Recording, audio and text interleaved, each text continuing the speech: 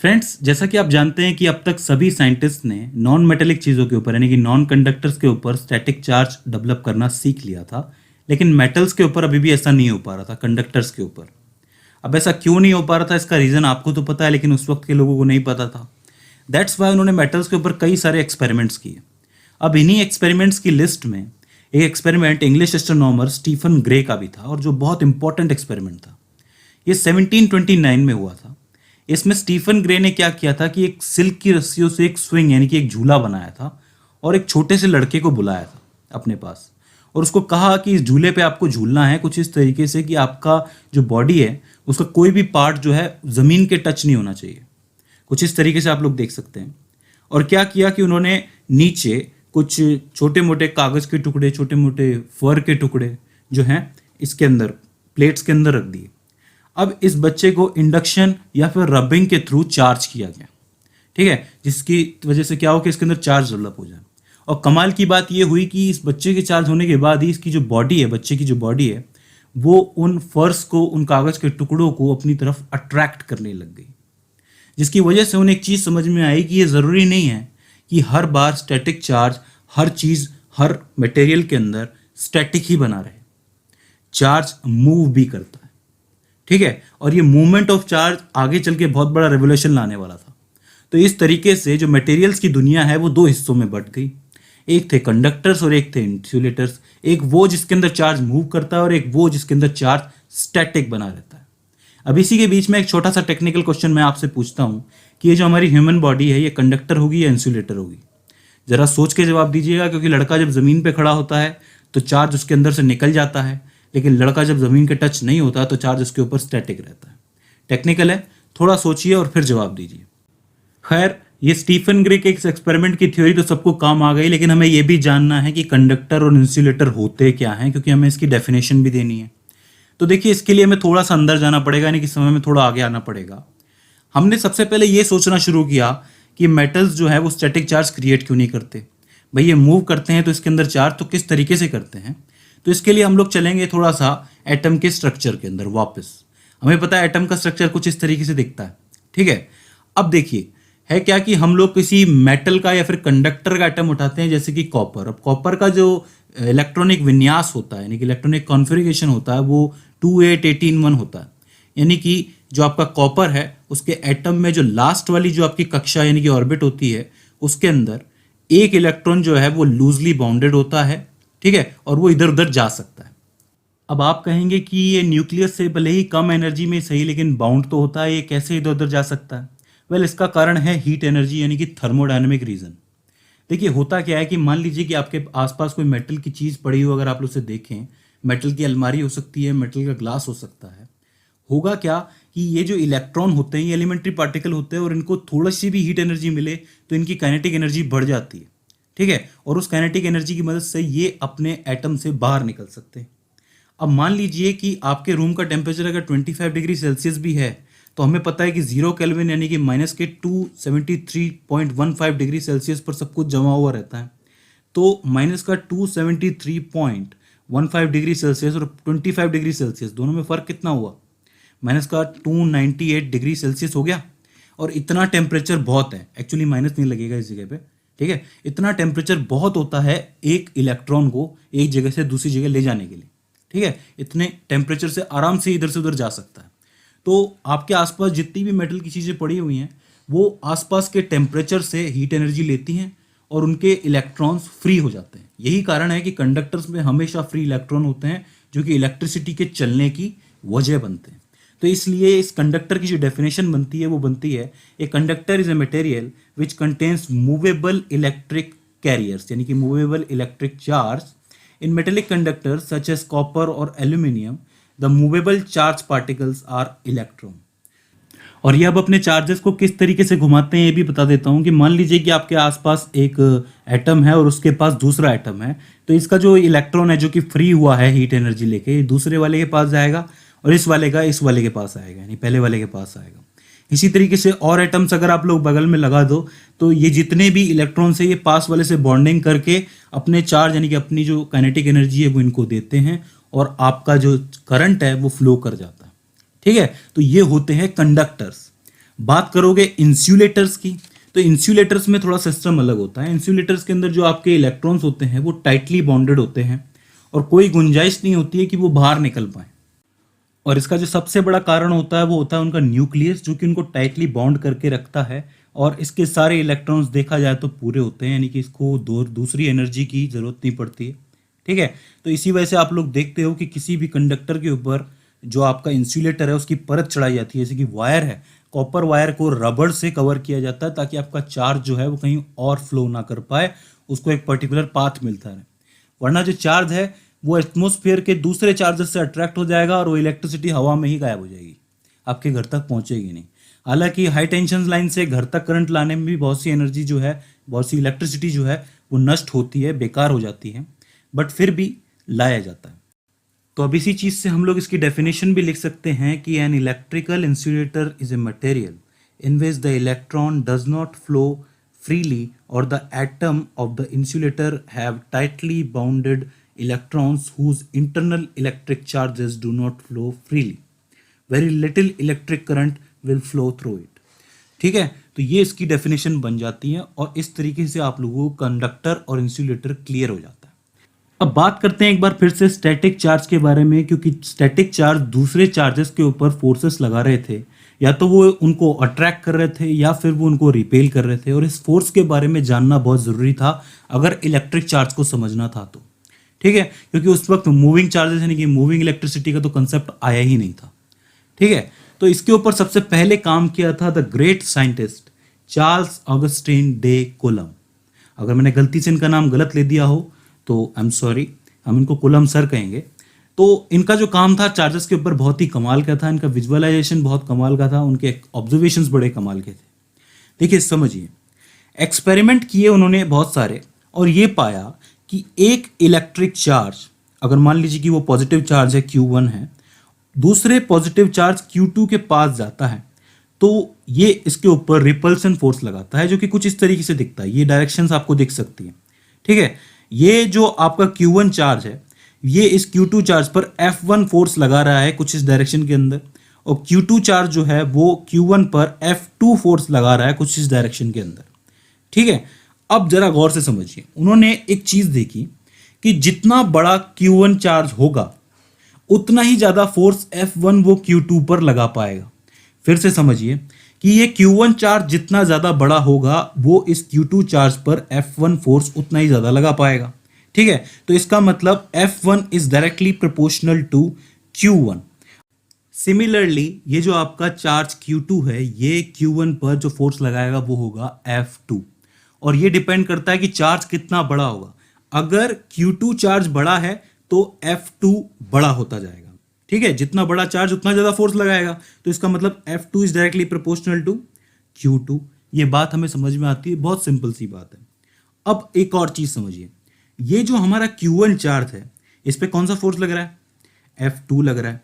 ठीक है, अब अगर मैं Q1 चार्ज को बड़ा करता जाऊं, यानी कि इसका साइज अगर मैं बड़ा कर दूं, तो इस F2 पर क्या प्रभाव पड़ेगा, क्या इंफ्लुएंस पड़ेगा, सोच के बताइए। ऑब्वियस सी बात है कि ये जो आपका F2 है ये बढ़ेगा। ठीक है, टाइम के साथ साथ बढ़ता हुआ चला जाएगा। मतलब ये हुआ कि अगर ये चार्ज बड़ा हो गया, मैंने कहा दोनों के दोनों सेम नेचर के हैं, बड़ा होगा तो ये फोर्स भी बड़ा होगा ना। समझ रहे ना आप लोग, कंफ्यूज नहीं होना है। ठीक है, तो इसका मतलब F2 जो है वो डायरेक्टली प्रोपोर्शनल है Q1 के। समझ गए? सिमिलरली Q2 चार्ज पर कौन सा फोर्स लग रहा है? F1 लग रहा है। अब F1 किस पे डिपेंड करेगा? Amount of Q2। अगर मैं Q2 को बड़ा करता जाऊं तो F1 भी बड़ा होता जाएगा। सामने चार्ज भले ही सेम नेचर का है लेकिन बड़ा होता जाएगा तो रिपल्शन फोर्स बढ़ेगा ना। तो यानी कि F1 is directly proportional to Q2। चार चीजें आपके सामने आ गई। पहली थी F1 Q1 के डायरेक्टली प्रोपोर्शनल है, दूसरा F2 Q2 के है, ये तो सीधा सीधा है। फिर देखा हम लोगों ने कि F2 जो है वो Q1 के है और F1 जो है वो Q2 के। ठीक है, अब इससे मिक्स करके हम लोग लिख सकते हैं कि F1 is directly proportional to Q1 Q2। Multiplication मैंने किया नहीं लेकिन मल्टीप्लिकेशन बन गया। ठीक है, कि भाई F1 जो है वो Q2 के भी डायरेक्टली प्रोपोर्शनल है और Q1 के भी डायरेक्टली प्रोपोर्शनल है। इसी तरीके से F2 जो होगा वो Q1 के भी डायरेक्टली प्रोपोर्शनल होगा और Q2 के भी होगा, तो मैंने इसको भी लिख दिया। समझ रहे हैं आप लोग? अब एक चीज समझिए कि F1 और F2 जो है वो एक ही फोर्स है। अब आप मुझसे पूछ सकते हो कि ये सेम कैसे हुए, कि भाई एक तो Q1 है जो Q2 पर फोर्स लगा रहा है, ठीक है, उसको हम लोगों ने F1 नाम दिया। Q2 जो है एक अलग चार्ज है, वो Q1 पे फोर्स लगा रहा है, जिसको F2 नाम दे दिया। दोनों सेम कैसे हो गए? दोनों के सेम होने की वजह ये है, इसको आप लोग समझिए न्यूटन्स थर्ड लॉ से। Every action has an opposite but equal reaction. कभी रॉकेट को उड़ते हुए देखा है? नीचे जब प्रपल्शन होता है और उसकी वजह से जो गैसेस बाहर आती हैं, पहला जो फोर्स है वो रॉकेट लगाता है किस पे? जमीन पे।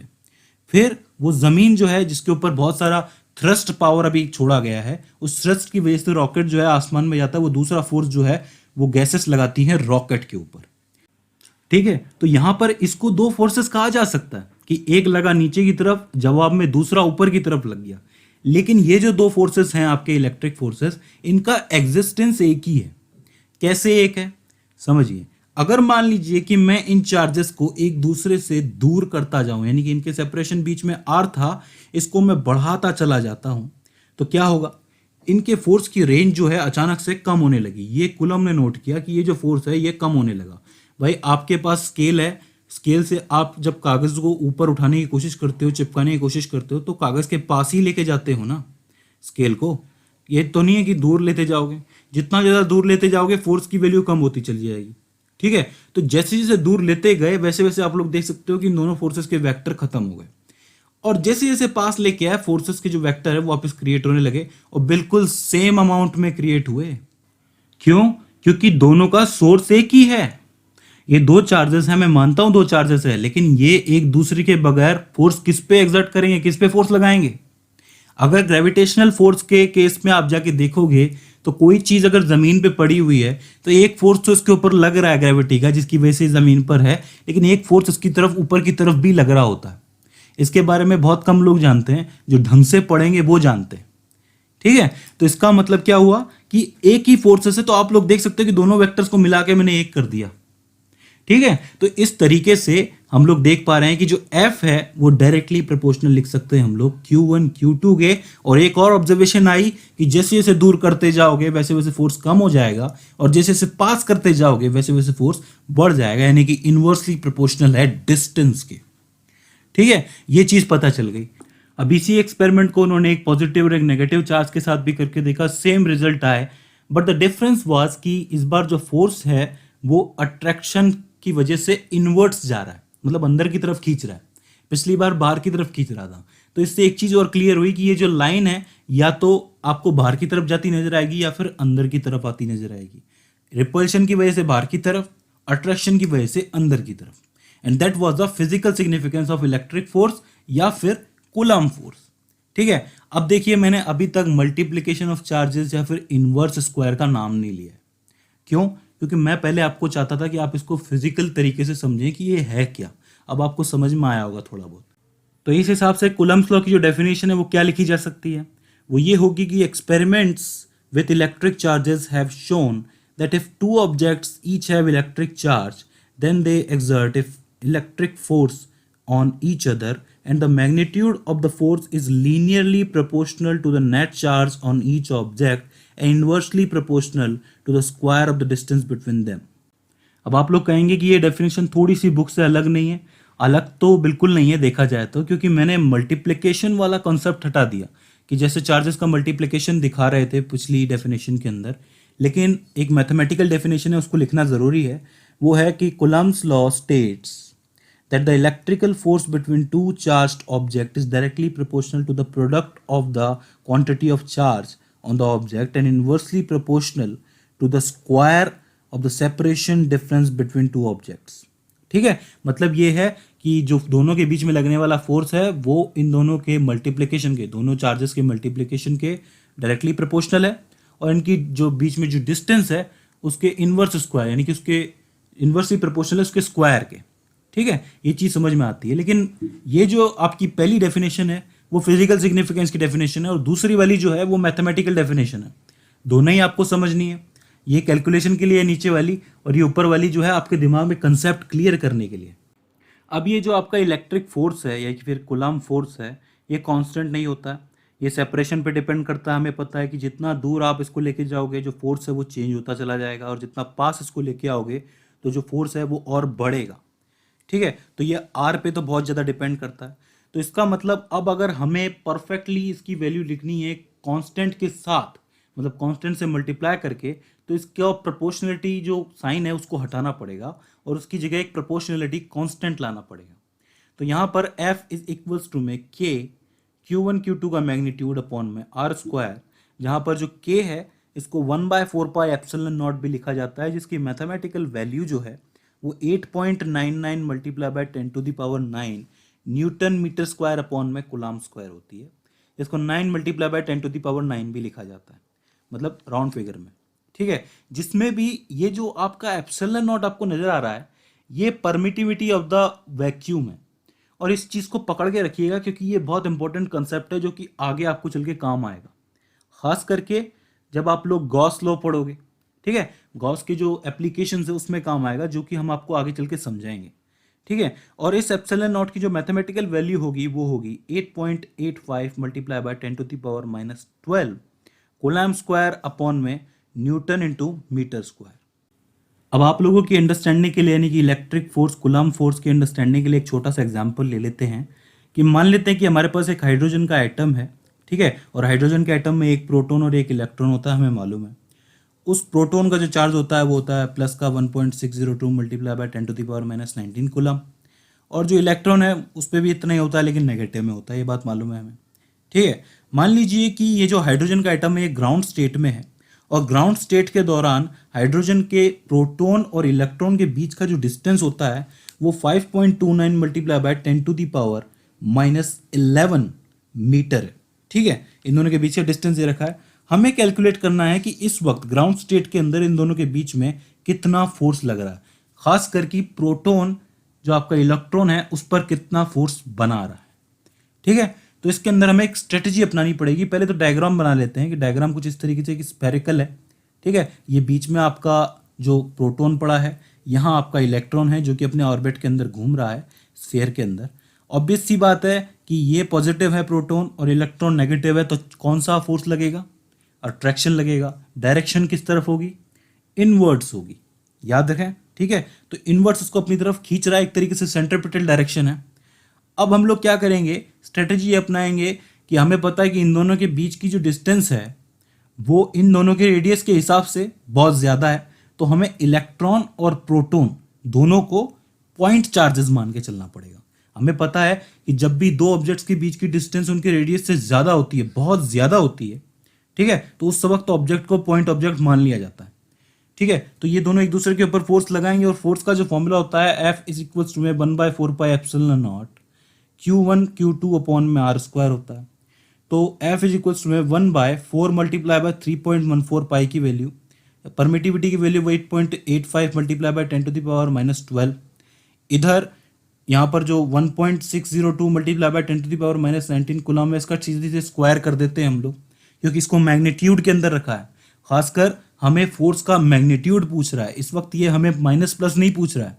ठीक है, तो डायरेक्टली इसका स्क्वायर कर दिया है, अपॉन में जो डिस्टेंस है 5.29 मल्टीप्लाई बाय 10⁻11 मीटर, इसका स्क्वायर कर देते हैं। सारी मैथमेटिकल वैल्यूज को जब आप लोग सॉल्व करोगे तो फोर्स की वैल्यू 8.25 मल्टीप्लाई बाय 10⁻−8 न्यूटन निकल के आएगी। विच मीन्स ये जो आपका प्रोटॉन है ये इलेक्ट्रॉन के ऊपर इतना सारा फोर्स लगा रहा है, अप्लाई कर रहा है। ठीक है, और अगर इसको आपको डायरेक्शन के हिसाब से लिखना है जो कि इनवर्ड्स है, तो किस पे फोर्स लग रहा है? इलेक्ट्रॉन पे, यानी कि Q2 पे। तो F12 का वेक्टर यानी कि from one charge to second charge is equals to में 8.25 multiply by 10⁻8 newton r cap, जो कि अंदर की तरफ इनवर्ट्स जा रहा है, तो इससे इसकी डायरेक्शन भी नजर आती है। तो इस तरीके से एक जो चार्ज है दूसरे चार्ज पर लगाता है इलेक्ट्रिक फोर्स।